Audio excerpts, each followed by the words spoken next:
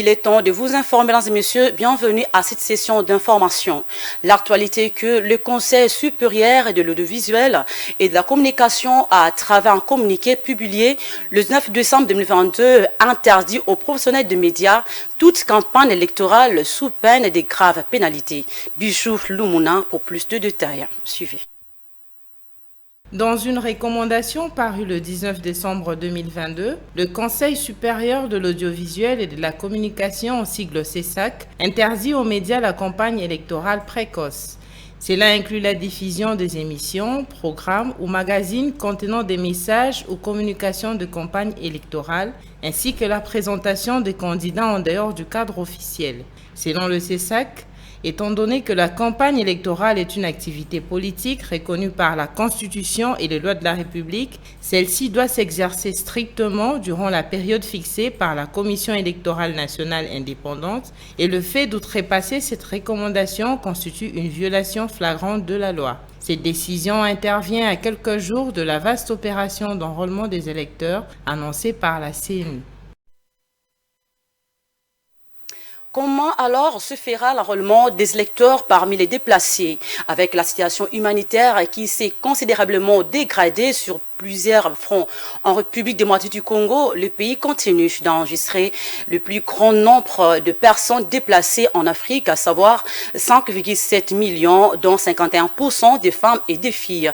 Comment alors la CENI va-t-elle s'y prendre? Élément de réponse dans ce reportage.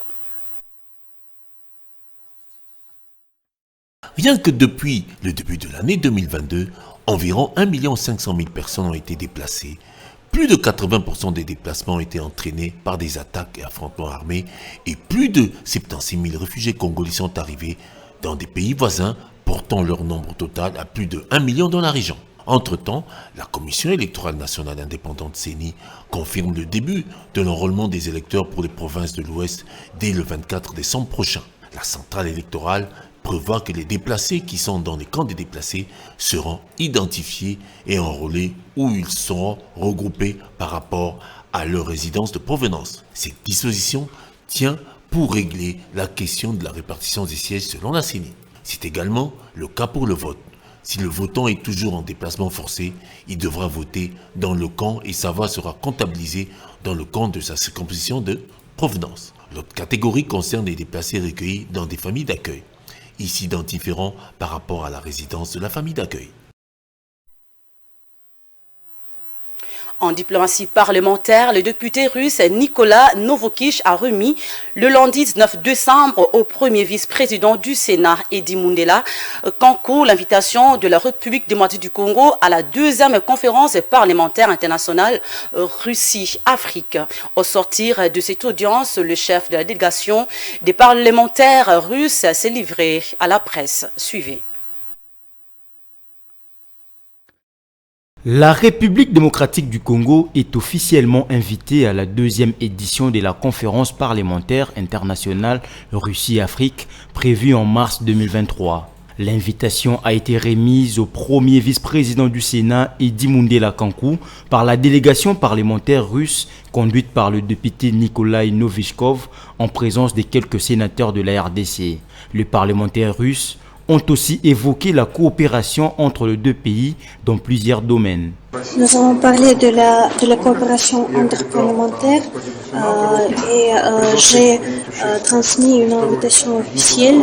Nous plaidons toujours pour le respect des principes de l'intégrité territoriale, de souveraineté de la RDC. Et donc nous soutenons toujours la prospérité et la paix de toutes les nations, c'est ce que nous voulons. La République démocratique du Congo est l'un des pays les plus importants du continent africain.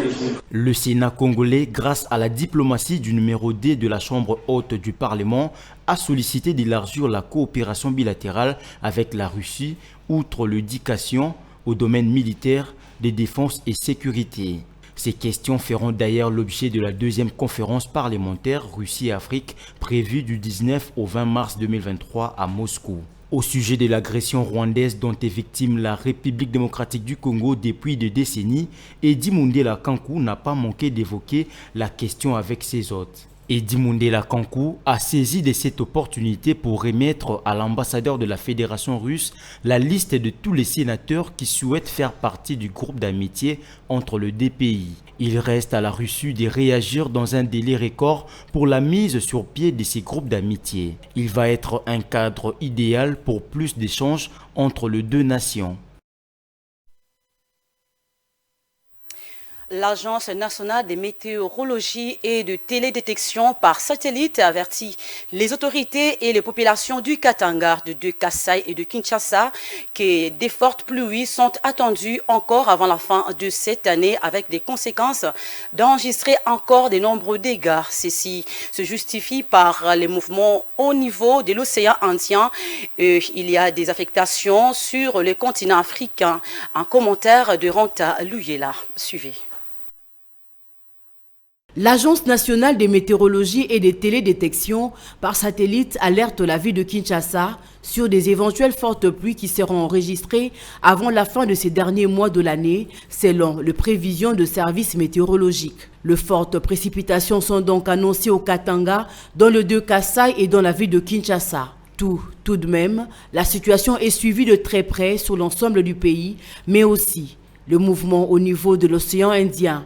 Se basant des images satellitaires, il y a des affectations sur l'océan Indien et sur le continent africain, principalement sur la partie sud de la RDC. Ces avertissements sont donc à prendre au sérieux car en croire ces communiqués, les villes citées enregistreront plusieurs autres dégâts dus à ces fortes averses qui sont attendues. Les autorités urbaines sont pour ce faire appelées à prendre des dispositions idoines pour éviter l'enregistrement d'autres cas de sinistres tels que celui de la nuit du 12 au 13 décembre qui a endeuillé plusieurs familles dont le bilan à l'heure actuelle est revu à la hausse et qui a aussi endommagé certaines grandes artères de la ville sans compter les maisons inondées et des maisons emportées par les eaux violentes de récentes pluies.